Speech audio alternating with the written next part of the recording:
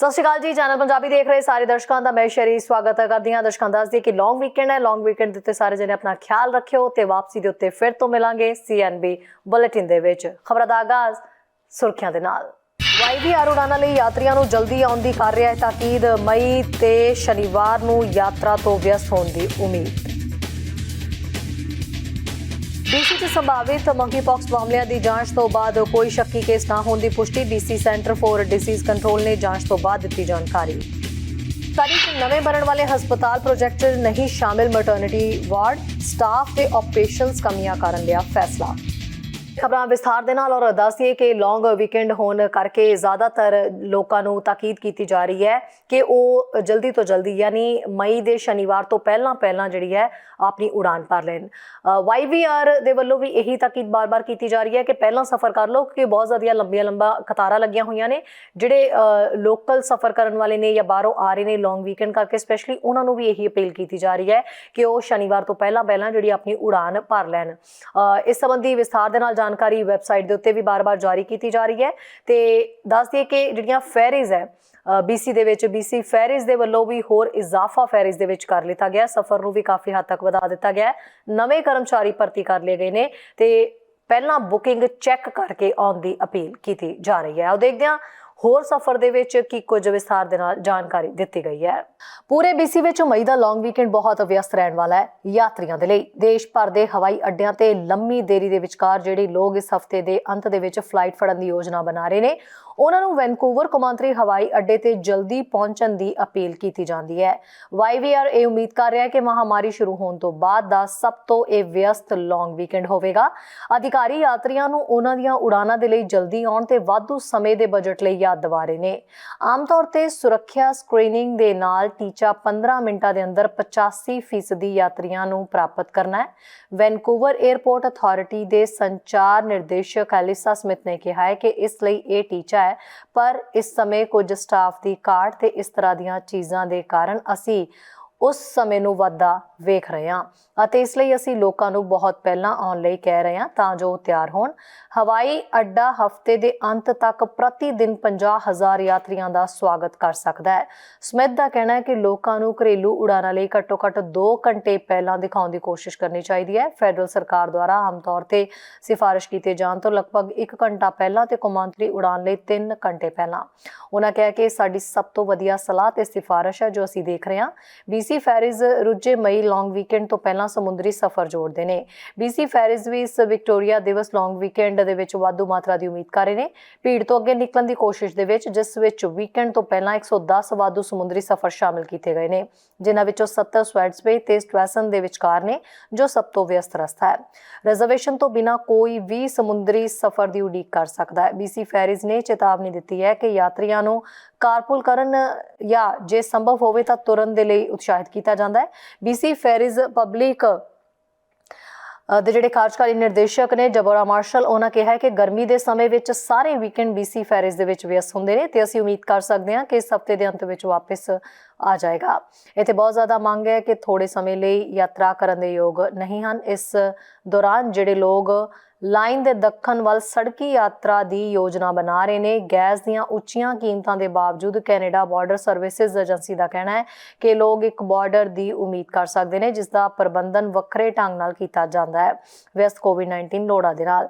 CBSA ਦਾ ਕਹਿਣਾ ਹੈ ਕਿ ਪੀਕ ਸਮੱਸਿਆ ਦੌਰਾਨ ਪ੍ਰਕਿਰਿਆ ਨੂੰ ਤੇਜ਼ ਕਰਨ ਦੇ ਹਿੱਸੇ ਵਿੱਚ ਤੁਹਾਡੇ ਕੈਨੇਡਾ ਵਾਪਸ ਆਉਣ ਤੋਂ 72 ਘੰਟੇ ਪਹਿਲਾਂ ਅਰਾਈਵਕੈਨ ਐਪ ਵਿੱਚ ਤੁਹਾਡੀ ਸਾਰੀ ਜਾਣਕਾਰੀ ਪ੍ਰਾਪਤ ਕਰਨਾ ਸ਼ਾਮਿਲ ਹੈ, ਕਿਉਂਕਿ ਛੁੱਟੀਆਂ ਦੇ ਲੰਬੇ ਵੀਕਐਂਡ ਦਾ ਸੋਮਵਾਰ ਸਭ ਤੋਂ ਵਿਅਸਤ ਹੁੰਦਾ ਹੈ। ਨਿਊਜ਼ ਡੈਸਕ ਤੋਂ ਚੈਨਲ ਪੰਜਾਬੀ ਦੀ ਰਿਪੋਰਟ। BC ਦੇ ਵਿੱਚ ਸੰਭਾਵਿਤ ਤੌਰ ਤੇ ਮੰਕੀਪੌਕਸ ਤੇ ਜਿਹੜਾ ਵਾਇਰਸ ਨਵਾਂ ਆਇਆ, ਉਸਦੇ ਮਾਮਲੇ ਕਹੇ ਜਾ ਰਹੇ ਸੀ ਕਿ ਸਾਹਮਣੇ ਆਇਆ। ਇੱਕ ਸਪੈਸ਼ਲੀ ਜੋੜੇ ਨੂੰ ਸੰਪਰਕ ਦੇ ਵਿੱਚ ਮੰਨਿਆ ਜਾ ਰਿਹਾ ਸੀ, ਜਿਸ ਦੇ ਉੱਤੇ ਥੈਰੇਸਾ ਟੈਮ ਨੇ ਕਿਹਾ ਸੀ ਕਿ ਇਸ ਦੀ ਜਾਂਚ ਜਿਹੜੀ ਕੀਤੀ ਜਾਵੇ। ਮੁਕੰਮਲ ਜਾਂਚ ਕੀਤੀ ਗਈ ਹੈ। ਜਾਂਚ ਤੋਂ ਬਾਅਦ BC ਕੰਟਰੋਲ ਡਿਸੀਜ਼ ਨੇ ਇਸ ਗੱਲ ਦੀ ਪੁਸ਼ਟੀ ਕਰ ਦਿੱਤੀ ਹੈ ਕਿ BC ਦੇ ਵਿੱਚ ਫਿਲਹਾਲ ਮੰਕੀਪੌਕਸ ਦੇ ਕੋਈ ਵੀ ਅਜਿਹੇ ਸੰਪਰਕ ਦੇ ਵਿੱਚ ਆਉਣ ਵਾਲੇ ਜਿਹੜੇ ਮਾਮਲੇ ਹੈ ਉਹ ਸ਼ਾਮਿਲ ਨਹੀਂ ਹੈ, ਪਰ ਫਿਰ ਵੀ ਵਿਸਥਾਰ ਦੇ ਨਾਲ ਇਸ ਸੰਬੰਧੀ ਜਾਂਚ ਜਿਹੜੀ ਹੈ ਕੀਤੀ ਜਾ ਰਹੀ ਹੈ। ਜਿਹੜੇ ਮਾਮਲੇ ਹੁਣ ਤੱਕ ਦੇਖੇ ਗਏ ਨੇ, ਕਿਊਬੈਕ ਦੇ ਵਿੱਚ ਕੁਝ ਮਾਮਲੇ ਦਰਜ ਕੀਤੇ ਗਏ ਨੇ, ਉਹਨਾਂ ਦੀ ਜਾਂਚ ਫਿਲਹਾਲ ਚੱਲ ਰਹੀ ਹੈ। ਇਹ ਮੰਨਿਆ ਜਾ ਰਿਹਾ ਹੈ ਕਿ ਉਹ ਲੋਕ ਕੋਈ ਵੀ ਇਹਨਾਂ ਦੇ ਵਿੱਚ ਸਾਊਥ ਅਫਰੀਕਾ ਤੋਂ ਕੋਈ ਵੀ ਸਫ਼ਰ ਦੇ ਨਾਲ ਨਹੀਂ ਜੁੜਿਆ ਹੋਇਆ। ਜ਼ਿਆਦਾਤਰ ਲੋਕਾਂ ਨੇ ਸਫ਼ਰ ਨਹੀਂ ਕੀਤਾ ਹੈ ਕਿਉਂਕਿ ਸਭ ਤੋਂ ਜ਼ਿਆਦਾ ਜਿਹੜੇ ਸੰਭਾਵਿਤ ਮਾਮਲੇ ਉੱਥੇ ਨੇ। ਇਸ ਤੋਂ ਇਲਾਵਾ ਯੂਰਪ ਦੇ ਵਿੱਚ ਤੇ ਸੰਯੁਕਤ ਰਾਸ਼ਟਰ ਦੇ ਵਿੱਚ ਵੀ ਕਾਫੀ ਮਾਮਲੇ ਵਧੇ ਹੋਏ ਨੇ, ਜਿਸ ਦੇ ਉੱਤੇ ਲਗਾਤਾਰ ਚਿੰਤਾ ਜਤਾਈ ਜਾ ਰਹੀ ਹੈ, ਜਿਸ ਨੂੰ ਲੈ ਕੇ ਭਾਰਤ ਨੇ ਵੀ ਕਾਫੀ ਹੱਦ ਤੱਕ ਆਪਣੀਆਂ ਕੌਮਾਂਤਰੀ ਫਲਾਈਟਾਂ ਜਿਹੜੀਆਂ ਉਹਨਾਂ ਦੇ ਵਿੱਚ ਚੌਕਸੀ ਵਧਾ ਦਿੱਤੀ ਗਈ ਹੈ ਕਿ ਸਾਰਿਆਂ ਦੀ ਜਿਹੜੀ ਹੈ ਪ੍ਰੋਪਰ ਚੈਕਿੰਗ ਕਰਕੇ ਹੀ ਉਹਨਾਂ ਨੂੰ ਆਉਣ ਦੀ ਐਂਟਰੀ ਦਿੱਤੀ ਜਾਏਗੀ ਤਾਂ ਕਿ ਇਹ ਵਾਇਰਸ ਫੈਲੇ ਨਾ। ਦੇਖਦੇ ਹਾਂ ਇਸ ਤੇ ਰਿਪੋਰਟ। ਕੈਨੇਡਾ ਦੇ ਉੱਚ ਡਾਕਟਰ ਥੈਰੇਸਾ ਟੈਮ ਨੇ ਪੁਸ਼ਟੀ ਕੀਤੀ ਹੈ ਕਿ BC ਸੰਭਾਵੀ ਮੰਕੀ ਪੌਕਸ ਦੀ ਲਾਗ ਦੇ ਲਈ ਨਿਗਰਾਨੀ ਕਰ ਰਿਹਾ ਹੈ। ਮੁੱਖ ਜਨ ਸਿਹਤ ਅਧਿਕਾਰੀ ਡਾਕਟਰ ਥੈਰੇਸਾ ਟੈਮ ਨੇ ਸ਼ੁੱਕਰਵਾਰ ਨੂੰ ਕਿਹਾ ਕਿ ਕੈਨੇਡਾ ਦੇ ਵਿੱਚ ਮੰਕੀ ਪੌਕਸ ਦੇ ਸਿਰਫ 2 ਦਰਜਨ ਤੋਂ ਘੱਟ ਕੇਸ ਨੇ, ਜਿਨ੍ਹਾਂ ਵਿੱਚ ਜ਼ਿਆਦਾਤਰ ਕਿਊਬੈਕ ਦੇ ਵਿੱਚ ਨੇ। ਹਾਲਾਂਕਿ ਉਹਨਾਂ ਪੁਸ਼ਟੀ ਕਰਨ ਤੋਂ ਬਾਅਦ BC ਵਿੱਚ ਸੰਪਰਕਾਂ ਦੇ ਇੱਕ ਜੋੜੇ ਦੀ ਨਿਗਰਾਨੀ ਕਰਨ ਦੀ ਗੱਲ ਵੀ ਆਖੀ, ਜਿਸ ਤੇ BC ਸੈਂਟਰ ਫॉर ਡਿਸੀਜ਼ ਨੇ ਕੁਝ ਦੇਰ ਬਾਅਦ ਪੁਸ਼ਟੀ ਕੀਤੀ ਕਿ ਵਾਇਰਲ ਬਿਮਾਰੀ ਨਾਲ ਕੋਈ ਵੀ ਸ਼ੱਕੀ ਕੇਸ BC ਦੇ ਵਿੱਚ ਨਹੀਂ ਹੈ। ਕਿਊਬੈਕ ਵਿੱਚ ਹੁਣ ਤੱਕ ਸਿਰਫ 2 ਮਾਮਲਿਆਂ ਦੀ ਪੁਸ਼ਟੀ ਹੋਈ ਹੈ। ਟੈਮ ਨੇ ਕਿਹਾ ਕਿ ਅਸੀਂ ਆਉਣ ਵਾਲੇ ਘੰਟਿਆਂ ਤੇ ਦਿਨਾਂ ਵਿੱਚ ਹੋਰ ਪੁਸ਼ਟੀਕਰਨ ਸੁਣਨ ਦੀ ਉਮੀਦ ਕਰਦੇ ਹਾਂ। ਸਥਾਨਕ ਅਧਿਕਾਰੀ ਅਜੇ ਵੀ ਆਪਣੇ ਕੇਸ ਸੰਪਰਕ ਟ੍ਰੇਸਿੰਗ ਕਰ ਰਹੇ ਨੇ, ਇਸ ਲਈ ਸਾਨੂੰ ਅਸਲ ਦੇ ਵਿੱਚ ਨਹੀਂ ਪਤਾ ਕਿ ਕੈਨੇਡਾ ਦੇ ਵਿੱਚ ਕਿਸ ਹੱਦ ਤੱਕ ਇਹ ਫੈਲਿਆ। ਇਹ ਸਰਗਰਮ ਜਾਂਚ ਅਧੀਨ ਹੈ। ਥੈਰੇਸਾ ਟੈਮ ਨੇ ਕਿਹਾ ਹੈ ਕਿ ਬਹੁਤ ਸਾਰੇ ਵਿਅਕਤੀ ਪੱਛਮੀ ਅਫਰੀਕਾ ਦੀ ਯਾਤਰਾ ਦੇ ਨਾਲ ਜੁੜੇ ਨਹੀਂ ਹੈ, ਜਿੱਥੇ ਬਿਮਾਰੀ ਆਮ ਤੌਰ ਤੇ ਮੌਜੂਦ ਹੁੰਦੀ ਹੈ। ਯੂਰਪ ਦੇ ਵਿੱਚ ਹਾਲ ਹੀ ਦੇ ਵਿੱਚ ਫੈਲੇ ਪ੍ਰਕੋਪ ਤੇ ਸੰਯੁਕਤ ਰਾਸ਼ਟਰ ਦੇ ਵਿੱਚ ਰਿਪੋਰਟ ਕੀਤੇ ਗਏ ਇੱਕ ਕੇਸ ਨੂੰ ਵਿਗਿਆਨੀਆਂ ਦੁਆਰਾ ਬਹੁਤ ਹੀ ਅਸਾਧਾਰਨ ਦੱਸਿਆ ਗਿਆ ਹੈ। ਮੰਕੀ ਪੌਕਸ ਦੇ ਕਿਸੇ ਵੀ ਕੈਨੇਡੀਅਨ ਕੇਸਾਂ ਦੇ ਸੈਂਪਲ ਜਾਂਚ ਲਈ ਰਾਸ਼ਟਰੀ ਮਾਈਕਰੋਬਾਇਓਲੋਜੀ ਪ੍ਰਯੋਗਸ਼ਾਲਾ ਦੇ ਵਿੱਚ ਭੇਜੇ ਜਾ ਰਹੇ ਨੇ। ਟੈਮ ਨੇ ਕਿਹਾ ਕਿ ਡਾਇਗਨੋਸਟਿਕ ਸਮਰੱਥਾ ਨੂੰ ਹੋਰ ਵੱਡੀਆਂ ਸੂਬਾਈ ਲੈਬਾਂ ਤੱਕ ਵਧਾਉਣ ਲਈ ਕੰਮ ਚੱਲ ਰਿਹਾ ਹੈ। ਲੱਛਣਾਂ ਦੇ ਵਿੱਚ ਸ਼ਾਮਿਲ ਹੈ ਬੁਖਾਰ, ਸਿਰ ਦਰਦ, ਮਾਸਪੇਸ਼ੀਆਂ 'ਚ ਦਰਦ, ਸੁੱਜੀਆਂ, ਲਿੰਫ ਨੋਡਸ, ਠੰਡ ਲੱਗਣਾ, ਥਕਾਵਟ ਤੇ ਚਮੜੀ ਦੇ ਛਾਲੇ ਵਰਗੇ ਜ਼ਖਮ ਹੋਣਾ। ਮੰਕੀ ਪੌਕਸ ਆਮ ਤੌਰ ਤੇ ਕਿਸੇ ਲਾਗ ਵਾਲੇ ਵਿਅਕਤੀ ਦੇ ਨਜ਼ਦੀਕੀ ਸੰਪਰਕ ਦੁਆਰਾ ਫੈਲਦਾ ਹੈ। ਮੰਕੀ ਪੌਕਸ ਵਾਇਰਲ ਐਰੋਸੋਲ ਦੁਆਰਾ ਹਵਾ ਰਾਹੀਂ ਫੈਲਣ ਲਈ ਜਾਣਿਆ ਜਾਂਦਾ ਹੈ, ਜੋ ਘੰਟਿਆਂ ਦੇ ਲਈ ਖਾਲੀ ਥਾਂ ਤੇ ਰਹਿ ਸਕਦਾ ਹੈ, ਨਾਲ ਹੀ ਸਕਿਨ ਟੂ ਸਕਿਨ ਸੰਪਰਕ ਦੇ ਵਿੱਚ ਵੀ ਆ ਜਾਂਦਾ ਹੈ। ਕੋਈ ਵੀ ਵਿਅਕਤੀ ਜੋ ਮੰਕੀ ਪੌਕਸ ਹੋਣ ਦੀ ਪੁਸ਼ਟੀ ਜਾਂ ਸ਼ੱਕੀ ਵਿਅਕਤੀ ਦੇ ਨਜ਼ਦੀਕੀ ਸੰਪਰਕ ਦੇ ਵਿੱਚ ਹੈ, ਉਸ ਨੂੰ ਘੱਟੋ ਘੱਟ 21 ਦਿਨਾਂ ਲਈ ਲੱਛਣਾਂ ਦੀ ਨਿਗਰਾਨੀ ਕਰਨੀ ਚਾਹੀਦੀ ਹੈ ਤੇ ਲੱਛਣਾਂ ਦੇ ਵਧਣ ਤੇ ਡਾਕਟਰ ਨੂੰ ਮਿਲਣਾ ਚਾਹੀਦਾ ਹੈ। ਨਿਊਜ਼ ਡੈਸਕ ਤੋਂ ਚੈਨਲ ਪੰਜਾਬੀ ਦੀ ਰਿਪੋਰਟ। ਉਧਰ ਯੂਰਪ ਦੇ ਵਿੱਚ ਜਿਵੇਂ ਹੀ 100 ਤੋਂ ਵੱਧ ਮਾਮਲੇ ਨਜ਼ਰ ਆਏ ਨੇ ਮੰਕੀ ਪੌਕਸ ਦੇ, ਤਾਂ ਉਸ ਤੋਂ ਕਾਫੀ ਜ਼ਿਆਦਾ ਜਿਹੜੀ ਹੈ ਜਾਂਚ ਪੜਤਾਲ ਤੇਜ਼ ਕਰ ਦਿੱਤੀ ਗਈ ਹੈ। WHO ਦੇ ਵੱਲੋਂ ਵੀ ਇੱਕ ਐਮਰਜੈਂਸੀ ਜਿਹੜੀ ਮੀਟਿੰਗ ਹੈ ਉਹ ਸੱਦੀ ਗਈ, ਜਿਸ ਦੇ ਵਿੱਚ ਵਿਸਥਾਰ ਦੇ ਨਾਲ ਇਸ ਦੇ ਉੱਤੇ ਜਾਣਕਾਰੀ ਹਾਸਲ ਕੀਤੀ ਜਾ ਰਹੀ ਹੈ ਕਿ ਇਸ ਪ੍ਰਕੋਪ ਤੋਂ ਕਿਵੇਂ ਬਚਣਾ ਤੇ ਇਸ ਵਾਇਰਸ ਦੇ ਨਾਲ ਜਿਹੜਾ ਹੈ ਉਹ ਨਜਿੱਠਣ ਲਈ ਕੀ ਕੁਝ ਹੋਰ ਸਖਤੀਆਂ ਜਿਹੜੀਆਂ ਨੇ ਕੀਤੀਆਂ ਜਾ ਸਕਦੀਆਂ ਨੇ ਤਾਂ ਕਿ ਬਾਕੀ ਮੁਲਕਾਂ ਦੇ ਵਿੱਚ ਇਹ ਨਾ ਫੈਲੇ। ਕੋਵਿਡ-19 ਦਾ ਹਵਾਲਾ ਵੀ ਦਿੱਤਾ ਜਾ ਰਿਹਾ ਸੀ ਕਿ ਕੋਵਿਡ-19 ਦੇ ਨਾਲ ਫਿਲਹਾਲ ਤਾਂ ਇਸ ਨੂੰ ਜੋੜ ਕੇ ਨਹੀਂ ਦੇਖਿਆ ਜਾ ਰਿਹਾ ਤੇ ਉਹਨਾਂ ਭਿਆਨਕ ਵੀ ਨਹੀਂ ਮੰਨਿਆ ਜਾ ਰਿਹਾ, ਪਰ ਇਸ ਦੇ ਨਾਲ ਜਿਹੜੇ ਲੱਛਣ ਨੇ ਉਹ ਕਾਫੀ ਗੂੜੇ ਦਿਖਾਈ ਦੇ ਰਹੇ ਨੇ। ਦੱਸ ਦਈਏ ਕਿ ਇਸ ਸੰਬੰਧੀ ਵਿਸ਼ਵ ਸਿਹਤ ਸੰਗਠਨ ਨੇ ਯੂਰਪ ਦੇ ਵਿੱਚ ਜਿਹੜੀ ਹੈ ਮਾਮਲੇ ਜਿਵੇਂ ਵਧੇ, ਉਸ ਦੀ ਪੁਸ਼ਟੀ ਹੋਣ ਦਾ ਜਾਂ ਸ਼ੱਕੀ ਹੋਣ ਤੋਂ ਬਾਅਦ ਮੱਧ ਅਫਰੀਕਾ ਦੇ ਵਿੱਚ ਇੱਕ ਵਾਇਰਲ ਇਨਫੈਕਸ਼ਨ ਮੰਕੀ ਪੌਕਸ ਦੇ ਸੰਬੰਧੀ ਵਿਸਥਾਰ ਦੇ ਨਾਲ ਅੱਜ ਇੱਕ ਮੀਟਿੰਗ ਕੀਤੀ ਹੈ। ਐਮਰਜੈਂਸੀ ਮੀਟਿੰਗ ਇਹ ਸੱਦੀ ਗਈ ਸੀ, ਜਿਸ ਨੂੰ ਜਰਮਨੀ ਨੇ ਯੂਰਪ ਦੇ ਵਿੱਚ ਹੁਣ ਤੱਕ ਦਾ ਸਭ ਤੋਂ ਵੱਡਾ ਪ੍ਰਕੋਪ ਦੱਸਿਆ ਹੈ। ਹੁਣ ਘੱਟੋ ਘੱਟ 5 ਦੇਸ਼ਾਂ ਯੂਨਾਈਟਿਡ ਕਿੰਗਡਮ, ਸਪੇਨ, ਪੁਰਤਗਾਲ, ਜਰਮਨੀ ਤੇ ਇਟਲੀ ਦੇ ਨਾਲ ਨਾਲ ਸੰਯੁਕਤ ਰਾਜ, ਕੈਨੇਡਾ ਤੇ ਆਸਟ੍ਰੇਲੀਆ ਦੇ ਵਿੱਚ ਕੇਸਾਂ ਦੀ ਪੁਸ਼ਟੀ ਕੀਤੀ ਗਈ ਹੈ। ਪਹਿਲਾਂ ਇਹ ਬਾਂਦਰਾ ਦੇ ਵਿੱਚ ਪਛਾਣੀ ਗਈ। ਇਹ ਬਿਮਾਰੀ ਆਮ ਤੌਰ ਤੇ ਨਜ਼ਦੀਕੀ ਸੰਪਰਕ ਦੁਆਰਾ ਫੈਲਦੀ ਹੈ ਤੇ ਅਫਰੀਕਾ ਤੋਂ ਬਾਹਰ ਘੱਟ ਹੀ ਫੈਲਦੀ ਹੈ ਔਰ ਇਸੇ ਲਈ ਮਾਮਲਿਆਂ ਦੀ ਇਸ ਲੜੀ ਨੇ ਚਿੰਤਾ ਪੈਦਾ ਕਰ ਦਿੱਤੀ ਹੈ। ਹਾਲਾਂਕਿ ਵਿਗਿਆਨੀ ਉਮੀਦ ਨਹੀਂ ਕਰਦੇ ਕਿ ਇਹ ਪ੍ਰਕੋਪ ਕੋਵਿਡ-19 ਵਰਗੀ ਮਹਾਮਾਰੀ ਦੇ ਵਿੱਚ ਵਿਕਸਿਤ ਹੋਵੇਗਾ, ਕਿਉਂਕਿ ਵਾਇਰਸ SARS-CoV-2 ਵਾਂਗ ਆਸਾਨੀ ਨਾਲ ਨਹੀਂ ਫੈਲਦਾ ਹੈ। ਮੰਕੀ ਪੌਕਸ ਆਮ ਤੌਰ ਤੇ ਇੱਕ ਹਲਕੀ ਵਾਇਰਲ ਬਿਮਾਰੀ ਹੈ, ਜਿਸ ਦੀ ਵਿਸ਼ੇਸ਼ਤਾ ਬੁਖਾਰ ਦੇ ਲੱਛਣਾਂ ਦੇ ਨਾਲ ਇੱਕ ਵੱਖਰੀ ਤਰ੍ਹਾਂ ਦੇ ਧੱਫੜ ਪੈਣ ਨਾਲ ਹੁੰਦੀ ਹੈ। ਕੁਝ ਡਾਕਟਰਾਂ ਨੇ ਇਸ ਨੂੰ ਵੀ ਇੱਕ ਮਹਾਮਾਰੀ ਹੀ ਦੱਸਿਆ ਹੈ। ਹਾਲਾਂਕਿ ਇਹ ਬਹੁਤ ਹੀ ਘੱਟ ਸੰਭਾਵਨਾ ਹੈ ਕਿ ਇਹ ਮਹਾਮਾਰੀ ਲੰਬੇ ਸਮੇਂ ਤੱਕ ਚੱਲੇਗੀ। ਕੇਸਾਂ ਨੂੰ ਸੰਪਰਕ ਟ੍ਰੇਸਿੰਗ ਦੁਆਰਾ ਚੰਗੀ ਤਰ੍ਹਾਂ ਵੱਖ ਕੀਤਾ ਜਾ ਸਕਦਾ ਹੈ ਤੇ ਇੱਥੇ ਦਵਾਈਆਂ ਤੇ ਪ੍ਰਭਾਵੀ ਟੀਕੇ ਵੀ ਨੇ ਜੋ ਲੋੜ ਪੈਣ ਤੇ ਵਰਤੇ ਜਾ ਸਕਦੇ ਨੇ। ਮੰਕੀ ਪੌਕਸ ਲਈ ਕੋਈ ਖਾਸ ਟੀਕਾ ਨਹੀਂ ਹੈ, ਪਰ ਅੰਕੜੇ ਦਰਸਾਉਂਦੇ ਨੇ ਕਿ ਚੇਚਕ ਦੇ ਖਾਤਮੇ ਲਈ ਵਰਤੇ ਗਏ ਟੀਕੇ ਵਿਸ਼ਵ ਸਿਹਤ ਸੰਗਠਨ ਦੇ ਅਨੁਸਾਰ ਮੰਕੀ ਪੌਕਸ ਦੇ ਵਿਰੁੱਧ 85% ਤੱਕ ਪ੍ਰਭਾਵਸ਼ਾਲੀ ਨੇ। ਬ੍ਰਿਟਿਸ਼ ਅਧਿਕਾਰੀਆਂ ਨੇ ਸੋਮਵਾਰ ਨੂੰ ਕਿਹਾ ਕਿ ਉਹਨਾਂ ਨੇ ਕੁਝ ਸਿਹਤ ਸੰਭਾਲ ਕਰਮਚਾਰੀਆਂ ਤੇ ਹੋਰਾਂ ਨੂੰ ਚੇਚਕ ਦੇ ਟੀਕੇ ਦੀ ਪੇਸ਼ਕਸ਼ ਕੀਤੀ ਸੀ ਜੋ ਸ਼ਾਇਦ ਮੰਕੀ ਪੌਕਸ ਦੇ ਸੰਪਰਕ ਵਿੱਚ ਆਏ ਹੋਣ। WHO ਕਮੇਟੀ ਦੀ ਮੀਟਿੰਗ ਹੋਣ ਵਾਲੀ ਹੈ ਜੋ ਮਹਾਮਾਰੀ ਤੇ ਸੰਭਾਵੀ ਮਹਾਮਾਰੀ ਸਟੈਗ IH ਦੇ ਨਾਲ ਸੰਕਰਮਣ ਦੇ ਖਤਰਿਆਂ ਤੇ ਰਣਨੀਤਿਕ ਤੇ ਯਕੀਨੀ ਤਕਨੀਕੀ ਸਲਾਹਕਾਰ ਸਮੂਹ ਹੈ। ਜੋ ਵਿਸ਼ਵ ਸਿਹਤ ਲਈ ਖਤਰਾ ਪੈਦਾ ਕਰਨ ਵਾਲੇ ਸੰਕਰਮਣ ਦੇ ਜੋਖਮ ਬਾਰੇ WHO ਨੂੰ ਸਲਾਹ ਦਿੰਦੀ ਹੈ। ਸਰੀ ਦੇ ਵਿੱਚ ਨਵੇਂ ਬਣਨ ਜਾ ਰਹੇ ਹਸਪਤਾਲ ਦਾ ਜਿਹੜਾ ਪ੍ਰੋਜੈਕਟ ਹੈ ਉਹ ਜਾਰੀ ਕਰ ਦਿੱਤਾ ਗਿਆ। ਸੋ ਪ੍ਰੋਜੈਕਟ ਦੇ ਵਿੱਚ ਪਰ ਕਿਤੇ ਵੀ ਮੈਟਰਨਿਟੀ ਵਾਰਡ ਦੀ ਗੱਲ ਨਹੀਂ ਲਿਖੀ ਗਈ। ਮੈਟਰਨਿਟੀ ਵਾਰਡ ਫਿਲਹਾਲ ਇਸ ਵਿੱਚ ਨਹੀਂ ਹੋਵੇਗਾ। ਦੱਸਦੇ ਕਿ ਫਿਲਹਾਲ ਇਸ ਸੰਬੰਧੀ ਹਵਾਲਾ ਦਿੱਤਾ ਜਾ ਰਿਹਾ ਹੈ ਕਿ ਆਪਰੇਸ਼ਨਸ ਤੇ ਸਟਾਫ ਦੀ ਕਮੀ ਕਰਕੇ ਮੈਟਰਨਿਟੀ ਜਿਹੜਾ ਵਾਰਡ ਹੈ ਉਹ ਨਹੀਂ ਇਸ ਵਿੱਚ ਰੱਖਿਆ ਜਾ ਰਿਹਾ, ਪਰ ਭਵਿੱਖ ਦੇ ਵਿੱਚ ਇਸ ਸੰਬੰਧੀ ਥਾਂ ਜ਼ਰੂਰ ਰੱਖ ਲਈ ਗਈ ਹੈ ਜਿਸ ਲਈ ਮੈਟਰਨਿਟੀ ਵਾਰਡ ਸ਼ੁਰੂ ਕੀਤਾ ਜਾ ਸਕਦਾ ਹੈ। ਦੂਜੇ ਹਸਪਤਾਲਾਂ ਦਾ ਹਵਾਲਾ ਵੀ ਦਿੱਤਾ ਜਾ ਰਿਹਾ ਹੈ। ਖਾਸ ਕਰਕੇ ਪੀਸਾਚ ਹਸਪਤਾਲ ਦੇ ਵਿੱਚ ਵੀ ਕਾਫੀ ਜ਼ਿਆਦਾ ਮਾਮਲੇ ਦੇਖੇ ਗਏ ਸੀ ਤੇ ਉਸਦੇ ਅਨਾਉਂਸਮੈਂਟ ਤੋਂ ਕੁਝ ਦੇਰ ਬਾਅਦ ਹੀ ਇਹ ਖਬਰ ਸਾਹਮਣੇ ਆਈ ਹੈ। ਸੋ ਇਸ ਸੰਬੰਧੀ ਜਾਣਕਾਰੀ ਜਿਹੜੀ ਹੈ ਦਿੱਤੀ ਜਾ ਰਹੀ ਹੈ। ਵਿਸਥਾਰ ਦੇ ਨਾਲ ਜਾਣਦੇ ਹਾਂ ਕਿ ਆਖਿਰਕਾਰ ਕੀ ਉਹ ਕਾਰਨ ਰਹੇ ਜਿਸ ਕਰਕੇ ਮੈਟਰਨਿਟੀ ਵਾਰਡ ਇਸ ਦੇ ਵਿੱਚ ਸ਼ਾਮਿਲ ਨਹੀਂ ਹੈ। ਕਲੋਵਰਡੇਲ ਦੇ ਵਿੱਚ ਸਰੀ ਦੇ 1.66 ਬਿਲੀਅਨ ਡਾਲਰ ਦੇ ਨਵੇਂ ਹਸਪਤਾਲ ਪ੍ਰੋਜੈਕਟ ਦੇ ਵਿੱਚ ਮੈਟਰਨਿਟੀ ਵਾਰਡ ਨਹੀਂ ਹੋਵੇਗਾ। BC ਦੇ ਸਿਹਤ ਮੰਤਰਾਲੇ ਦਾ ਕਹਿਣਾ ਹੈ ਕਿ ਹਸਪਤਾਲ 2027 ਦੇ ਵਿੱਚ ਖੋਲ੍ਹਣ ਲਈ ਤਿਆਰ ਹੈ। ਸਟਾਫ ਤੇ ਆਪਰੇਸ਼ਨ ਦੀਆਂ ਸਮੱਸਿਆਵਾਂ ਕਾਰਨ ਮੈਟਰਨਿਟੀ ਸੈਕਸ਼ਨ ਫਿਲਹਾਲ ਨਹੀਂ ਹੋਵੇਗਾ। ਜਾਣਕਾਰੀ ਵਿੱਚ ਲਿਖਿਆ ਗਿਆ ਹੈ ਕਿ ਇਸ ਸਮੇਂ ਨਵੇਂ ਸਰੀ ਹਸਪਤਾਲ ਦੇ ਵਿੱਚ ਇੱਕ ਮੈਟਰਨਿਟੀ ਵਿਭਾਗ ਯੋਜਨਾ ਨਹੀਂ ਹੈ। ਸਰੀ ਮੈਮੋਰੀਅਲ ਤੇ ਪੀਚ ਆਰਸ਼ ਹਸਪਤਾਲ ਦੇ ਮੈਟਰਨਿਟੀ ਵਿਭਾਗਾਂ ਨੂੰ ਧਿਆਨ ਵਿੱਚ ਰੱਖਦੇ ਹੋਏ ਅਨੁਮਾਨਿਤ ਛੋਟੀਆਂ ਤੇ ਲੰਬੇ ਸਮੇਂ ਦੀਆਂ ਸੰਖਿਆਵਾਂ ਇਸ ਨੂੰ ਜਾਇਜ਼ ਨਹੀਂ ਠਹਿਰਾਉਂਦੀਆਂ ਨੇ ਤੇ ਇਹ ਇੱਕ ਸੰਚਾਲਨ ਤੇ ਸਟਾਫਿੰਗ ਦ੍ਰਿਸ਼ਟੀਕੋਣ ਤੋਂ ਕੁਸ਼ਲ ਨਹੀਂ ਹੋਵੇਗਾ। ਮੈਟਰਨਿਟੀ ਵਾਰਡ ਤੋਂ ਬਿਨਾਂ ਖੋਲ੍ਹਣ ਦੀਆਂ ਯੋਜਨਾਵਾਂ ਦੇ ਬਾਵਜੂਦ ਮੰਤਰਾਲੇ ਨੇ ਕਿਹਾ ਹੈ ਕਿ ਭਵਿੱਖ ਵਿੱਚ ਸੰਭਾਵੀ ਵਿਸਥਾਰ ਲਈ ਜਗ੍ਹਾ ਹੈ ਤੇ ਮੌਜੂਦਾ ਸੇਵਾ ਲਈ ਹਸਪਤਾਲਾਂ ਵੱਲ ਇਸ਼ਾਰਾ ਕੀਤਾ ਹੈ। ਨਵੇਂ ਹਸਪਤਾਲ ਦੀ ਸਾਈਟ ਭਵਿੱਖ ਦੇ ਵਿਸਥਾਰ ਨੂੰ ਅਨੁਕੂਲਿਤ ਕਰ ਸਕਦੀ ਹੈ ਜੋ ਲੰਬੇ ਸਮੇਂ ਦੇ ਭਵਿੱਖ ਵਿੱਚ ਇੱਕ ਮੈਟਰਨਿਟੀ ਵਿਭਾਗ ਨੂੰ ਸ਼ਾਮਿਲ ਕਰਨ ਦੀ ਵਾਰੰਟੀ ਦੇ ਸਕਦੀ ਹੈ। ਇਸ ਦੌਰਾਨ ਖੇਤਰ ਦੇ ਲੋਕ ਸਰੀ ਮੈਮੋਰੀਅਲ ਹਸਪਤਾਲ ਤੇ ਪੀਸਾਚ ਹਸਪਤਾਲ ਦੇ ਵਿੱਚ ਮੈਟਰਨਿਟੀ ਸੇਵਾਵਾਂ ਤੱਕ ਪਹੁੰਚ ਜਾਰੀ ਰੱਖਦੇ ਨੇ।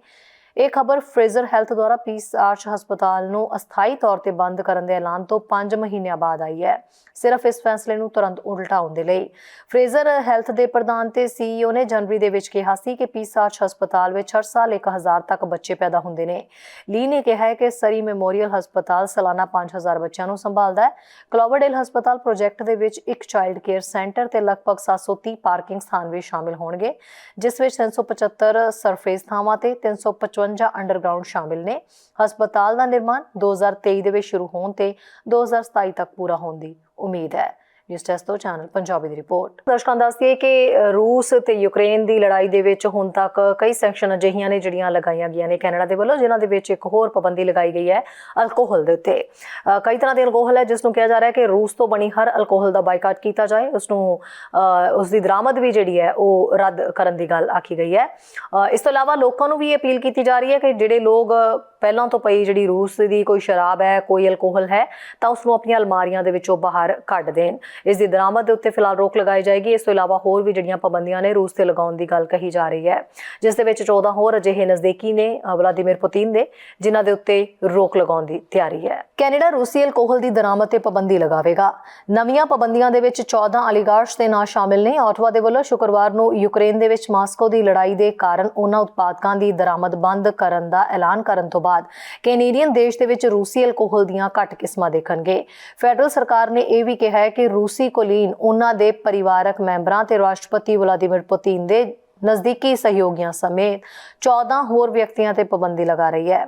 ਆਟਵਾ ਨੇ 24 ਫਰਵਰੀ ਨੂੰ ਯੁੱਧ ਸ਼ੁਰੂ ਹੋਣ ਤੋਂ ਬਾਅਦ ਹੁਣ ਰੂਸ, ਯੂਕਰੇਨ ਤੇ ਬੈਲਾਰੂਸ ਦੇ 1000 ਤੋਂ ਵੱਧ ਵਿਅਕਤੀਆਂ ਤੇ ਸੰਸਥਾਵਾਂ ਤੇ ਪਾਬੰਦੀਆਂ ਲਗਾਈਆਂ ਨੇ।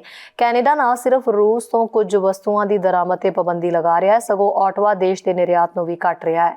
ਫੈਡਰਲ ਸਰਕਾਰ ਅਲਕੋਹਲ ਵਾਲੇ ਪੀਣ ਵਾਲੇ ਪਦਾਰਥਾਂ, ਤੰਬਾਕੂ, ਕੁਝ ਟੈਕਸਟਾਈਲ ਉਤਪਾਦਕਾਂ ਤੇ ਸਪੋਰਟਵੇਅਰ, ਜੁੱਤੇ, ਲਗਜ਼ਰੀ ਕੱਪੜੇ ਤੇ ਸਹਾਇਕ ਉਪਕਰਨ, ਗਹਿਣੇ, ਰਸੋਈ ਦਾ ਸਮਾਨ ਤੇ ਕਲਾ ਸਮੇਤ ਨਿਸ਼ਾਨਾ ਲਗਜ਼ਰੀ ਵਸਤੂਆਂ ਦੇ ਨਿਰਯਾਤ ਤੇ ਪਾਬੰਦੀ ਲਗਾ ਰਿਹਾ ਹੈ। ਮਿਲ ਕੇ ਇਹਨਾਂ ਸ਼੍ਰੇਣੀਆਂ ਨੇ 2021 ਦੇ ਵਿੱਚ 75.7 ਮਿਲੀਅਨ ਡਾਲਰ ਦੇ ਸਮਾਨ ਦੀ ਨੁਮਾਇੰਦਗੀ ਕੀਤੀ ਹੈ। ਇਸ ਨੇ ਇਹ ਨਹੀਂ ਦੱਸਿਆ ਕਿ ਕਿਸ ਕਿਸਮ ਦੇ ਉਤਪਾਦ ਹੁਣ ਆਯਾਤ ਤੇ ਨਿਰਯਾਤ ਨਹੀਂ ਕੀਤੇ ਜਾਣਗੇ। ਜੰਗ ਸ਼ੁਰੂ ਹੋਣ ਤੋਂ ਥੋੜੀ ਦੇਰ ਬਾਅਦ ਕੁਝ ਸੂਬਿਆਂ ਦੁਆਰਾ ਸ਼ਰਾਬ ਤੇ ਪਾਬੰਦੀ ਲਗਾ ਦਿੱਤੀ ਗਈ ਸੀ। ਉਦਾਹਰਨ ਦੇ ਲਈ ontario ਨੇ 25 ਫਰਵਰੀ ਨੂੰ LCBO ਨੂੰ ਸਾਰੇ ਰੂਸੀ ਬਣੇ ਉਤਪਾਦਕਾਂ ਨੂੰ ਆਪਣੀਆਂ ਅਲਮਾਰੀਆਂ ਤੋਂ ਬਾਹਰ ਕੱਢਣ ਦਾ ਹੁਕਮ ਦਿੱਤਾ ਹੈ। ਸੰਯੁਕਤ ਰਾਜ ਨੇ ਵੀ 11 ਮਾਰਚ ਨੂੰ ਰੂਸੀ ਅਲਕੋਹਲ ਦੀ ਦਰਾਮਦ ਤੇ ਪਾਬੰਦੀ ਲਗਾ ਦਿੱਤੀ ਸੀ। ਸਰਕਾਰ ਨੇ ਕਿਹਾ ਕਿ ਆਟਵਾ ਦੀਆਂ ਨਵੀਆਂ ਪਾਬੰਦੀਆਂ ਦਾ ਉਦੇਸ਼ ਰੂਸੀ ਜਿਹੜੇ ਨਜ਼ਦੀਕੀ ਨੇ ਉਹਨਾਂ ਹੋਰ ਲਗਜ਼ਰੀ ਚੰਗੇ ਬਾਜ਼ਾਰਾਂ ਵਿੱਚ ਪਾਬੰਦੀਆਂ ਨੂੰ ਰੋਕਣ ਦੀ ਸੰਭਾਵਨਾ ਨੂੰ ਸੀਮਿਤ ਕਰਨ ਲਈ ਇਸ ਦੇ ਸਹਿਯੋਗੀਆਂ ਦੁਆਰਾ ਕੀਤੀਆਂ ਗਈਆਂ ਚਾਲਾਂ ਨਾਲ ਮੇਲ ਖਾਂਦਾ ਹੈ। ਔਚਵਾ ਨੇ ਕਿਹਾ ਹੈ ਕਿ ਕੈਨੇਡਾ ਸਰਕਾਰ ਰੂਸ ਦੁਆਰਾ ਹਥਿਆਰ ਤੇ ਉਤਪਾਦਨ ਤੇ ਨਿਰਮਾਣ ਵਿੱਚ ਵਰਤੇ ਜਾਣ ਵਾਲੇ ਸਮਾਨ ਤੇ ਨਿਰਯਾਤ ਤੇ ਪਾਬੰਦੀ ਵੀ ਲਾਗੂ ਕਰ ਰਹੀ ਹੈ। ਇਕੱਠੇ ਇਹ ਉਪਾਅ ਰੂਸੀ ਸ਼ਾਸਨ ਤੇ ਯੂਕਰੇਨ ਦੇ ਬਿਨਾਂ ਭੜਕਾਹਟ ਤੇ ਗੈਰ ਵਾਜਬ ਹਮਲੇ ਨੂੰ ਰੋਕਣ ਲਈ ਹੋਰ ਦਬਾਅ ਬਣਾਏ ਰੱਖਣ 'ਚ ਮਦਦ ਕਰਨਗੇ। ਪਾਬੰਦੀਆਂ ਤੋਂ ਇਲਾਵਾ ਫੈਡਰਲ ਸਰਕਾਰ ਨੇ ਸ਼ੁੱਕਰਵਾਰ ਨੂੰ ਇਹ ਵੀ ਐਲਾਨ ਕੀਤਾ ਹੈ ਕਿ ਉਹ ਯੂਕਰੇਨ ਲਈ ਕੌਮਾਂਤਰੀ ਮੁਦਰਾ ਫੰਡ ਦੇ ਪ੍ਰਸ਼ਾਸਿਤ ਖਾਤੇ ਰਾਹੀਂ ਯੂਕਰੇਨ ਨੂੰ $250 ਮਿਲੀਅਨ ਦਾ ਕਰਜ਼ਾ ਦੇ ਰਹੀ ਹੈ। ਪਿਛਲੀ ਵਿੱਤੀ ਸਹਾਇਤਾ ਦੇ ਨਾਲ ਇਹ ਕਰਜ਼ਾ ਇਸ ਸਾਲ ਯੂਕਰੇਨ ਲਈ ਕੈਨੇਡਾ ਦੀ ਵਿੱਤੀ ਵਚਨਬੱਧਤਾ ਨੂੰ $1.87 ਬਿਲੀਅਨ ਤੱਕ ਲਿਆਉਂਦਾ ਹੈ। ਨਿਊਜ਼ ਡੈਸਕ ਤੋਂ ਚੈਨਲ ਪੰਜਾਬੀ ਦੀ ਰਿਪੋਰਟ। ਘਰਾਂ ਦੀ ਘਟੀ ਸੇਲ ਦਾ ਮਾਰਕੀਟ ਦੇ ਉੱਤੇ ਕੀ ਅਸਰ ਪਏਗਾ, ਆਓ ਦੇਖਦੇ ਹਾਂ ਸਾਡੇ ਸਹਿਯੋਗੀ ਜਸਕਰਨ ਸਿੰਘ ਦੀ ਇੱਕ ਖਾਸ ਰਿਪੋਰਟ। ਦੋਸਤੋ, ਅੱਜ ਅਸੀਂ ਗੱਲਬਾਤ ਕਰਨੀ ਆ ਕੈਨੇਡਾ ਦੀ ਮਾਰਕੀਟ ਬਾਰੇ। ਇਸ ਵੇਲੇ ਇੰਟਰਸਟ ਰੇਟ ਵਧੇ ਆ ਤੇ ਆਉਣ ਵਾਲੇ ਦਿਨਾਂ ਦੇ ਵਿੱਚ ਕਹਿੰਦੇ ਹੋਰ ਵਧਣੇ ਆ। ਅਸੀਂ ਆਏ ਹਾਂ ਖਾਲਸਾ ਕ੍ਰੈਡਿਟ ਯੂਨੀਅਨ ਸਰਦਾਰ ਕੁਲਦੀਪ ਸਿੰਘ ਸਿੱਧੂ ਹੁਣਾਂ ਕੋਲ, ਸੀਨੀਅਰ ਕਮਿਊਨਿਟੀ ਮੈਨੇਜਰ। ਉਹਨਾਂ ਕੋਲੋਂ ਪੁੱਛਦੇ ਹਾਂ ਕਿ ਉਹਨਾਂ ਦੀ ਆਬਜ਼ਰਵੇਸ਼ਨ ਕੀ ਆ, ਇਸ ਵੇਲੇ ਬੈਂਕਿੰਗ ਦੇ ਵਿੱਚ ਹੋ ਕੀ ਰਿਹਾ ਆ, ਮਾਰਕੀਟ ਨੂੰ ਕਿੱਦਾਂ ਦੇਖਿਆ ਜਾ ਰਿਹਾ। ਸਿੱਧੂ ਸਾਹਿਬ, ਕੀ ਤਬਦੀਲੀ ਆ ਜਿਹੜੇ ਇੰਟਰਸਟ ਰੇਟ ਵਧੇ ਆ ਤੇ ਹੋਰ ਵਧਣ ਵਾਲੇ ਆ, ਲੋਕ ਨਵੀਆਂ ਮੌਰਗੇਜਾਂ ਲੈ ਰਹੇ ਆ, ਰੀਫਾਈਨੈਂਸ ਕਰਵਾ ਰਹੇ ਆ, ਇਸ ਵੇਲੇ ਗਤੀਵਿਧੀ ਕੀ ਚੱਲ ਰਹੀ ਜੀ? ਜਦੋਂ ਤੁਸੀਂ ਓਵਰਆਲ ਮਾਰਕੀਟ ਨੂੰ ਦੇਖਦੇ ਹੋ ਤਾਂ ਰਾਈਟ ਨਾਓ ਸਲੋ ਫੇਸ ਦੇ ਵਿੱਚ ਹੈਗੀ ਹੈ ਮਾਰਕੀਟ, ਅਤੇ ਜਿਹੜੀ ਗਤੀਵਿਧੀਆਂ ਜ਼ਿਆਦਾਤਰ ਜਿਹੜੇ ਲੋਕ ਨੇ, ਜ਼ਿਆਦਾਤਰ ਜਿਹੜੀ ਕਮਿਊਨਿਟੀ ਹੈਗੀ ਆ ਉਹ they are looking for refinance. ਅਤੇ ਬਿਕੋਜ਼ ਨਵੀਂ ਜਿਹੜੀ ਸੇਲ ਪਰਚੇਜ ਐਕਟੀਵਿਟੀ ਕਾਫੀ ਸਲੋ ਹੋ ਗਈ ਅੱਗੇ ਨਾਲੋਂ, ਸੋ ਰੀਫਾਈਨਾਂਸ 'ਤੇ ਥੋੜ੍ਹਾ ਜਿਹਾ ਜ਼ਿਆਦਾ ਚੱਲ ਰਿਹਾ ਰਾਈਟ ਨਾਓ ਕੰਮ। ਅਤੇ ਰੀਫਾਈਨੈਂਸ 'ਤੇ ਫਿਰ ਇਸ ਵੇਲੇ ਤਾਂ ਇੰਟਰਸਟ ਰੇਟ ਜ਼ਿਆਦਾ ਆ, ਲੋਕਾਂ ਨੂੰ ਇਹ ਘਾਟਾ ਨਹੀਂ ਪੈਂਦਾ? ਦੇਖੋ ਜੀ, ਫਿਰ ਜਿਨ੍ਹਾਂ ਨੇ, ਆਪਾਂ ਪਹਿਲਾਂ ਜਦੋਂ ਗੱਲ ਕਰਦੇ ਉਹਨਾਂ ਨੇ ਕਈ ਵਾਰੀ ਆਪਦੀ ਚਾਦਰ ਦੇਖ ਕੇ ਪੈਰ ਨਹੀਂ ਪਸਾਣਾ ਹੁੰਦਾ ਨਾ, ਜਾਂ ਫਿਰ ਅਗਲਾ ਕੋਈ ਐਮਰਜੈਂਸੀ ਫੰਡ ਕ੍ਰੀਏਟ ਕਰਕੇ ਰੱਖਣਾ ਚਾਹੁੰਦਾ ਰੀਫਾਈਨਾਂਸ, ਜਿਨ੍ਹਾਂ ਕੋਲ ਇਕੁਇਟੀ ਹੈਗੀ ਆ, ਕੋਈ ਲਾਈਨ ਆਫ ਕ੍ਰੈਡਿਟ ਬਣਾਉਣਾ ਚਾਹੁੰਦਾ ਕਿ ਅਸੀਂ ਉਹ ਚੀਜ਼ ਕਰ ਲਈਏ। ਨੋ ਡਾਊਟ ਰੇਟਸ ਹੁਣ ਜਿਵੇਂ ਵੱਧ ਗਏ ਨੇ ਹੈ ਨਾ, ਲਾਸਟ ਜਿਹੜਾ ਇਨਕਰੀਜ਼ ਸੀ ਉਹ 0.5% ਸੀ, ਹੁਣ 1 ਜੂਨ ਨੂੰ ਫੇਰ ਮੀਟਿੰਗ ਹੈਗੀ ਆ।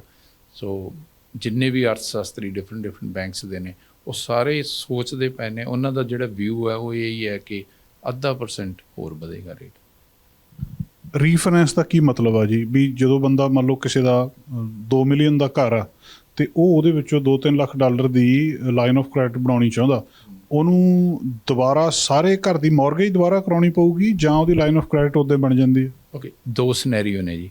ਪਹਿਲਾ ਸਿਨੈਰੀਓ ਹੈ ਕਿ ਸਭ ਤੋਂ ਪਹਿਲਾਂ ਜਦੋਂ ਬੈਂਕਸ ਦੇਖਦੀਆਂ ਨੇ, ਇਹ ਦੇਖਦੇ ਨੇ ਵੀ ਬੰਦੇ ਦੀ ਇਕੁਇਟੀ ਹੈਗੀ ਆ। ਸਭ ਤੋਂ ਪਹਿਲਾ ਕੰਮ, ਮੰਨ ਲਓ ਇਕੁਇਟੀ ਹੈਗੀ ਆ ਤਾਂ ਫਿਰ ਉਸ ਤੋਂ ਬਾਅਦ ਉਹਦੇ 'ਚ ਜੇ ਤਾਂ ਉਹਨੇ ਆਪਣੀ ਮੌਰਗੇਜ ਨੂੰ ਵੀ ਦੁਬਾਰਾ ਰੀਫਾਈਨਾਂਸ ਕਰਨਾ, ਦੈਨ ਸਾਰਾ ਪ੍ਰੋਸੈਸ ਨਵਾਂ ਹੋਏਗਾ। ਜੇ ਉਹ ਕਹਿੰਦੇ ਨੇ ਨਹੀਂ ਜੀ ਮੇਰੀ ਮੌਰਗੇਜ ਐਜ਼ ਇਟ ਇਜ਼ ਰਹਿਣ ਦਿਓ, ਜਿੰਨੀ ਮੇਰੀ ਡਿਫਰੈਂਟ ਕੁਆਲੀਫਿਕੇਸ਼ਨ ਹੁੰਦੀ ਆ ਲਾਈਨ ਆਫ ਕ੍ਰੈਡਿਟ ਦੀ ਉਹ ਕਰ ਦਿਓ, ਠੀਕ ਹੈ ਜੀ, ਪਰ ਉਹਨੂੰ ਕੁਆਲੀਫਾਈ ਟੋਟਲ ਅਮਾਊਂਟ 'ਤੇ ਕਰਨਾ ਹਰੇਕ ਇੰਸਟੀਟਿਊਸ਼ਨ ਨੇ, ਜਿੰਨੀ ਉਹਦੀ ਐਗਜ਼ਿਸਟਿੰਗ ਮੌਰਗੇਜ ਆ ਪਲੱਸ ਜਿੰਨੀ ਹੋਰ ਉਹ ਕੁਆਲੀਫਾਈ ਕਰਦਾ ਉਹਦੇ 'ਤੇ ਰੇਟ 'ਤੇ ਕੁਆਲੀਫਾਈ ਕਰਨਾ, ਜਿਹੜਾ ਸਟਰੈਸ ਆ। ਹੋ ਸਕਦਾ ਅੱਜ ਕੱਲ੍ਹ ਦੇ ਸਿਨੈਰੀਓ ਦੇ ਵਿੱਚ because rates are up, accordingly qualification rates ਵੀ ਅਪ ਹੋ ਗਏ ਨੇ, ਸੋ ਹੋ ਸਕਦਾ ਨਾ ਕੁਆਲੀਫਾਈ ਕਰੇ, ਪਰ it depends on the circumstance. So ਤੁਹਾਡਾ ਕਹਿਣ ਦਾ ਮਤਲਬ ਵੀ ਹੁਣ ਰੀਫਾਈਨੈਂਸ ਵਾਲੇ ਜ਼ਿਆਦਾ ਨੇ ਜਿਨ੍ਹਾਂ ਨੇ ਘਰ ਦੇ ਵਿੱਚ ਮਨੀ ਪਈ ਹੈ, ਇਕੁਇਟੀ ਹੈਗੀ ਆ, ਔਰ ਉਹ ਕਿਸੇ ਤਰ੍ਹਾਂ ਉਹਨਾਂ ਨੇ ਯੂਜ਼ ਕਰਨਾ ਪੈਸਾ। Yes for sure. ਅਤੇ ਜੇ ਹੁਣ ਇਨਕਮ ਓਨੀ ਨਹੀਂ ਹੈ ਕਿਸੇ ਦੀ, ਜਦੋਂ ਉਹਨੇ ਮੌਰਗੇਜ ਲਈ ਸੀਗੀ ਉਸ ਵੇਲੇ ਉਹਨੇ ਕੁਆਲੀਫਾਈ ਕਰ ਲਿਆ, ਹੁਣ ਇਨਕਮ ਨਹੀਂ ਰਹੀ, ਕਿ ਹੁਣ ਫਿਰ ਉਹ ਪੈਸਾ ਕੱਢ ਸਕਦਾ? ਜੇ ਉਹ ਕੁਆਲੀਫਾਈ ਕਰੇਗਾ ਤਾਂ, ਜੇ ਜਦੋਂ ਉਹਨੇ ਮੌਰਗੇਜ ਲਈ ਸੀ ਉਹਦੀ ਐਕਸ ਫਿਗਰ ਅਮਾਊਂਟ ਸੀ ਸਪੋਜ਼ ਇਨਕਮ, ਹੁਣ ਉਦੋਂ ਘਟ ਗਈ ਆ ਤਾਂ ਫਿਰ ਉਹਨੇ ਕੁਆਲੀਫਾਈ ਕਰਨਾ ਨਹੀਂ, ਕਿਉਂਕਿ ਕੁਆਲੀਫਿਕੇਸ਼ਨ ਦੇ ਕਈ ਕ੍ਰਾਈਟੀਰੀਅਨ ਹੁੰਦੇ ਨੇ ਹੈ ਨਾ, ਕਿ ਉਹਦੀ ਕੋਈ ਰੈਂਟਲ ਇਨਕਮ ਵੀ ਹੈਗੀ ਆ, ਕਿ ਉਹ ਰੈਂਟਲ ਇਨਕਮ ਟੈਕਸ ਦੇ ਵਿੱਚ ਸ਼ੋਅ ਕਰਦਾ, T1 ਆਪਦੇ ਜਦੋਂ ਵੀ ਟੈਕਸ ਫਾਈਲ ਕਰਦਾ ਉਹ ਸ਼ੋਅ ਕਰਦਾ, ਤਾਂ ਬੈਂਕਸ ਉਹੀ ਲੈਂਦੀਆਂ ਨੇ, ਠੀਕ ਹੈ ਜੀ। ਪਲੱਸ ਉਹਦੀ ਜੇ ਪਹਿਲਾਂ ਇਨਕਮ ਸੀਗੀ ਅਤੇ ਹੁਣ ਘੱਟ ਗਈ ਆ, ਪਹਿਲੀ ਕੁਆਲੀਫਿਕੇਸ਼ਨ ਸਪੋਜ਼ ਘੱਟ ਅਮਾਊਂਟ ਦੀ ਸੀ ਅਤੇ ਹੁਣ ਉਹਦੀ ਇਨਕਮ ਵੀ ਘੱਟ ਗਈ ਅਤੇ ਵੱਧ ਅਮਾਊਂਟ ਮਿਲਣਾ ਨਹੀਂ ਫਿਰ ਉਹਨੂੰ। ਹੋਰ ਇਸ ਵੇਲੇ ਕੀ ਹੈ ਜੀ, ਮੌਰਗੇਜ ਜਿਹੜੀਆਂ ਨਵੀਆਂ ਲੈ ਰਹੇ ਆ ਲੋਕ? ਹਾਂਜੀ, ਆਉਂਦੀਆਂ ਐਪਲੀਕੇਸ਼ਨਸ ਨਵੀਆਂ ਮੌਰਗੇਜਿਸ ਦੀਆਂ ਵੀ ਆਉਂਦੀਆਂ, ਪਰ ਬਿਕੋਜ਼ ਉਨੀ ਫੇਜ਼ ਦੇ ਨਾਲ ਨਹੀਂ ਜਿੰਨਾ ਪਿੱਛੇ ਸੀਗਾ, ਬਿਕੋਜ਼ ਹੁਣ ਹੈ ਹੀ ਨਹੀਂ ਸੇਲ ਐਕਟੀਵਿਟੀ ਜ਼ਿਆਦਾ। ਮਾਰਕੀਟ ਨੂੰ ਤੁਸੀਂ ਕਿੱਦਾਂ ਦੇਖਦੇ ਹੋ ਵੀ ਇਹ ਐਕਟੀਵਿਟੀ ਕਿੱਧਰਲੇ ਪਾਸੇ ਨੂੰ ਜਾਊਗੀ ਆਉਣ ਵਾਲੇ ਸਮੇਂ 'ਚ, ਜੇ 0.5% ਇੰਟਰਸਟ ਰੇਟ ਜੂਨ 'ਚ ਫਿਰ ਵੱਧ ਜਾਂਦੇ ਆ? ਦੇਖੋ, ਸਾਰੀ ਚੀਜ਼ ਨਿਰਭਰ ਕਰਦੀ ਆ ਅਫੋਰਡੇਬਿਲਿਟੀ 'ਤੇ, ਜਦੋਂ ਇੰਟਰਸਟ ਰੇਟ ਵੱਧਦਾ, ਹੁਣ ਜੇ ਸਪੋਜ਼ ਜਿਨ੍ਹਾਂ ਦੀ ਫਿਕਸ ਮੌਰਗੇਜ ਆ ਉਹਨਾਂ ਨੂੰ ਤਾਂ ਕੋਈ ਫਿਲਹਾਲ ਫॉर ਦਾ ਟਰਮ ਜਿੰਨਾ ਤੱਕ ਉਹਨਾਂ ਦੀ ਫਿਕਸ ਮੌਰਗੇਜ ਉਹਨਾਂ ਦੀ ਪੇਮੈਂਟ ਨੂੰ ਕੋਈ ਫਰਕ ਨਹੀਂ ਪੈਣਾ, ਠੀਕ ਹੈ ਜੀ। ਬਟ ਜਿਨ੍ਹਾਂ ਦੀ ਵੇਰੀਏਬਲ ਆ, ਚਾਹੇ ਵੇਰੀਏਬਲ ਓਪਨ ਆ ਚਾਹੇ ਵੇਰੀਏਬਲ ਕਲੋਜ਼ਡ ਆ, ਉਹ ਪ੍ਰਾਈਮ ਦੇ ਨਾਲ ਲਿੰਕ ਸੀ, ਕਈਆਂ ਦੀ ਪ੍ਰਾਈਮ ਮਾਈਨਸ, ਕਈਆਂ ਦੀ ਪ੍ਰਾਈਮ ਪਲੱਸ, ਨਹੀਂ। ਸੋ ਉਸ ਹਿਸਾਬ ਦੇ ਨਾਲ ਉਹਦੀ ਕਿਸ਼ਤ ਬਣਾਈ ਗਈ ਸੀ। ਹੁਣ ਜਦੋਂ ਇੱਕ ਕਿਸ਼ਤ ਜਾਂਦੀ ਆ ਤਾਂ ਉਹਦੇ ਵਿੱਚ ਕੁਛ ਪਾਰਟ ਹੈ ਜਿਹੜਾ ਉਹ ਤੁਹਾਡਾ ਇੰਟਰਸਟ ਦਾ ਜਾਂਦਾ, ਕੁਛ ਪਾਰਟ ਤੁਹਾਡਾ ਪ੍ਰਿੰਸੀਪਲ ਨੂੰ ਜਾਂਦਾ, ਮੂਲ ਨੂੰ ਜਾਂਦਾ, ਹੈ ਨਾ। ਪਰ ਰੇਟ ਵੱਧ ਗਏ, ਤੁਹਾਡੀ ਕੈਲਕੂਲੇਸ਼ਨ ਜਾਂ ਤਾਂ ਉਹ 30 ਸਾਲ ਲਈ ਕੀਤੀ ਸੀ ਜਾਂ 25 ਸਾਲ ਲਈ ਤੁਸੀਂ ਰੀਪੇਮੈਂਟ ਕਰਨੀ ਸੀ ਪੂਰੀ, ਠੀਕ ਹੈ ਜੀ। ਉਦੋਂ ਉਸ ਰੇਟ ਮੁਤਾਬਕ ਤੁਹਾਡੀ ਕਿਸ਼ਤ ਬੰਨੀ ਗਈ ਸੀ। ਸਪੋਜ਼ ਤੁਹਾਡੀ ਕਿਸ਼ਤ $100 ਆ, ਉਹ 'ਚੋਂ $60 ਵਿਆਜ ਨੂੰ ਜਾਂਦਾ ਸੀ, $40 ਤੁਹਾਡੇ ਪ੍ਰਿੰਸੀਪਲ ਨੂੰ ਜਾਂਦਾ ਸੀ। ਹੁਣ ਕਿਉਂਕਿ ਵਿਆਜ ਵੱਧ ਗਿਆ ਤਾਂ ਉਹ ਵਿਆਜ ਵੱਧ ਜਾਣ ਲੱਗਾ ਤਾਂ ਪ੍ਰਿੰਸੀਪਲ ਘੱਟ ਜਾਊਗਾ, ਤਾਂ ਤੁਸੀਂ 30 ਸਾਲ 'ਚ ਪੂਰੀ ਪੇ ਨਹੀਂ ਕਰ ਪਾਉਣੀ। ਉਸ ਕਰਕੇ ਬੈਂਕ ਹੁਣ ਤੁਹਾਡੀ ਜਿਹੜੀ ਪੇਮੈਂਟ ਆ ਉਹ ਵੱਧ ਜਾਣੀ ਹੈ ਮੌਰਗੇਜ ਦੀ। ਇਹ ਨਹੀਂ ਕਿ ਪੇਮੈਂਟ ਵਧਣੀ, 100% ਤੁਹਾਡੀ ਪੇਮੈਂਟ ਵਧਣੀ ਹੈ, ਬਿਕਾਜ਼ ਉਹ ਜਿੰਨਾ ਤੁਹਾਡਾ ਪ੍ਰਿੰਸੀਪਲ ਨੂੰ ਜਾਣਾ ਸੀ ਉਹਨਾਂ ਗਿਆ ਨਹੀਂ, ਤਾਂ ਫਿਰ 30 ਸਾਲ 'ਚ ਪੂਰਾ ਪੇ ਨਹੀਂ ਨਾ ਹੋਣਾ, 30 ਜਾਂ 25 ਸਾਲ ਜੋ ਵੀ ਤੁਹਾਡੀ ਡੀਲ ਸੀ ਬੈਂਕ ਦੇ ਨਾਲ। ਸੋ ਹੁਣ ਜਦੋਂ ਪੇਮੈਂਟਸ ਵੱਧ ਜਾਣੀਆਂ ਨੇ ਤਾਂ ਤੁਹਾਡੀ ਪੋਕਟ 'ਚੋਂ ਮਨੀ ਵੱਧ ਗਈ ਨਾ ਉੱਧਰ ਨੂੰ, ਅਤੇ ਉਹ ਕਿਤੇ ਨਾ ਕਿਤੇ ਤੋਂ ਤੁਹਾਨੂੰ ਇਫੈਕਟ ਕਰੂਗੀ ਨਾ। ਜਾਂ ਤਾਂ ਤੁਸੀਂ ਆਪਣੇ ਐਕਸਪੈਂਡੀਚਰ ਨੂੰ ਕੰਟਰੋਲ ਕਰੋਗੇ, ਫਿਰ ਉਸ ਤੋਂ ਬਾਅਦ ਉਹਨੂੰ ਕੰਟਰੋਲ ਕਿਵੇਂ ਕਰੋਗੇ। ਉੱਥੇ ਇਨਫਲੇਸ਼ਨ 6.8 ਹੋ ਗਈ। ਹੁਣ ਗੈਸ ਦੀ ਪ੍ਰਾਈਸ ਜਿਹੜੀ ਪਹਿਲਾਂ 1.15, 1.18, 1.20, 1.25, 1.50 ਤੱਕ ਸੀ, ਉਹ ਹੁਣ 2.20, 30 ਤੱਕ ਚਲੀ ਗਈ ਆ। ਔਰ ਹੁਣ ਜਿਹੜੀ ਨਵੀਂ ਪ੍ਰੋਜੈਕਸ਼ਨ ਹੈਗੀ ਆ, ਉਹ ਤਾਂ ਇੱਥੋਂ ਤੱਕ ਵੀ ਕਹਿੰਦੇ ਨੇ ਕਿ ਇਟ ਮੇ ਹਿਟ $3 ਲੀਟਰ। ਸੋ ਉਹ ਇਨਫਲੇਸ਼ਨ ਵਧਣ ਦੇ ਨਾਲ, ਮਹਿੰਗਾਈ ਵਧਣ ਦੇ ਨਾਲ ਤੁਹਾਡਾ ਪੋਰਸ਼ਨ ਕੁਛ ਜਿਹੜੀ ਤੁਹਾਡੀ ਇਨਕਮ ਦਾ ਉੱਧਰ ਵੀ ਤਾਂ ਚਲਿਆ ਗਿਆ। So it's a tight situation. ਅਤੇ ਜਿਹੜੀ ਹੁਣ ਗੱਲ ਕਹਿੰਦੇ ਆ ਵੀ ਇਹ ਮਹਿੰਗਾਈ ਨੂੰ ਕੰਟਰੋਲ ਕਰਦੇ ਕਰਦੇ ਇੰਟਰਸਟ ਰੇਟ ਵਧਾਈ ਜਾਣੇ ਆ, ਅਤੇ ਰਿਸੈਸ਼ਨ ਵੱਲ ਨੂੰ ਗੱਲ ਜਾ ਰਹੀ ਆ ਵੀ ਅਮਰੀਕਾ ਦੇ ਵਿੱਚ ਕਹਿੰਦੇ ਰਿਸੈਸ਼ਨ ਆ ਚੁੱਕਾ ਜਾਂ ਆ ਜਾਣਾ, ਇੱਥੇ ਬਾਰੇ ਕੀ ਲੱਗਦਾ ਜੀ? ਹੁਣ ਤੁਸੀਂ ਦੇਖੋ ਵੀ ਅਮਰੀਕਾ ਦੇ ਹੁਣ ਪਿੱਛੇ ਜੇ ਜਿੰਨੇ ਵੀ ਆਪਣੇ ਆਏ ਨੇ ਉਹਨਾਂ ਸਾਰਿਆਂ ਨੇ, ਜਿੰਨੇ ਅਰਥ ਸ਼ਾਸਤਰੀ, ਉਹਨਾਂ ਦੀ ਜਿਹੜੀ ਹੁਣ ਪਿੱਛੇ ਰਿਪੋਰਟ ਪਿਛਲੇ ਵੀਕ ਆਈ ਸੀ, ਉਹਦੇ ਵਿੱਚ everybody hinting that USA is going to be in a recession. That what is the headline, right? ਹੁਣ ਜਦੋਂ ਤੁਸੀਂ ਕੈਨੇਡਾ ਦੀ ਗੱਲ ਕਰਦੇ ਹੋ, ਜਦੋਂ ਤੁਸੀਂ ਬਾਕੀ ਫੈਕਟਰ ਦੇਖਦੇ ਹੋ, GDP ਦੇਖਦੇ ਹੋ, ਤਾਂ ਉਹ ਸਾਰੇ ਗਰੋਥ ਵੱਲ ਨੇ, ਠੀਕ ਹੈ। ਬਟ ਜਦੋਂ ਤੁਸੀਂ ਇਕਨੋਮਿਕ ਸਰਕਲ ਦੀ ਗੱਲ ਕਰਦੇ ਹੋ, ਜੋ ਇਕਨੋਮਿਕ ਥਿਊਰੀ ਕਹਿੰਦੀ ਹੈ, ਜੋ ਸਰਕਲ ਕਹਿੰਦਾ, ਉਹ ਇਹ ਕਹਿੰਦਾ ਕਿ ਇਟ ਵਿਲ ਗੋ ਅਪ। ਜਦੋਂ ਇਨਫਲੇਸ਼ਨ ਅਪ ਜਾਂਦੀ ਆ, ਰੇਟਸ ਅਪ ਜਾਂਦੇ ਨੇ, then it's leads to recession, then again it's a circle, economic circle, right. So ਇਹ ਡਿਪੈਂਡ ਕਰਦਾ ਜੀ। ਪਰ ਫਿਲਹਾਲ ਜਦੋਂ ਤੁਸੀਂ ਬਾਕੀ ਫੈਕਟਰਸ ਦੇਖਦੇ ਹੋ ਇਕੋਨਮੀ ਦੇ, ਅਤੇ ਉਹ ਐਡੀ ਲੱਗਦਾ ਨਹੀਂ, ਪਰ ਆਉਣ ਵਾਲੇ ਸਮੇਂ 'ਚ ਸੰਭਾਵਨਾ ਹੈਗੀ ਆ।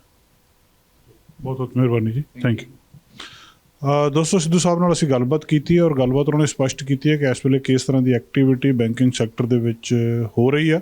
ਕੈਮਰਾਮੈਨ ਅਮਿਤ ਪਨੇਸਰ ਨਾਲ, ਜਿਸ ਕਾਰਨ ਚੈਨਲ ਪੰਜਾਬੀ ਖਬਰਾਂ ਤੇ ਜਾਣਕਾਰੀਆਂ ਦਾ ਸਿਲਸਿਲਾ ਫਿਲਹਾਲ ਇੱਥੇ ਮੁੱਕਦਾ। ਨਵੀਆਂ ਤੇ ਤਾਜ਼ਾ ਖਬਰਾਂ ਲੈ ਕੇ ਫਿਰ ਤੋਂ ਹਾਜ਼ਰ ਹੋਵਾਂਗੇ। ਇਜਾਜ਼ਤ ਚਾਹੁੰਦੇ ਹਾਂ, ਧੰਨਵਾਦ। ਸਾਡਾ ਹਰ ਇੱਕ ਪ੍ਰੋਗਰਾਮ ਦੇਖਣ ਤੇ ਸਾਡੇ ਨਾਲ ਜੁੜਨ ਲਈ ਸਬਸਕ੍ਰਾਈਬ ਕਰੋ ਚੈਨਲ ਪੰਜਾਬੀ ਤੇ ਨੋਟੀਫਿਕੇਸ਼ਨ ਲਈ ਬੈਲ ਆਈਕਨ ਵਾਲੇ ਬਟਨ ਤੇ ਕਲਿੱਕ ਕਰੋ।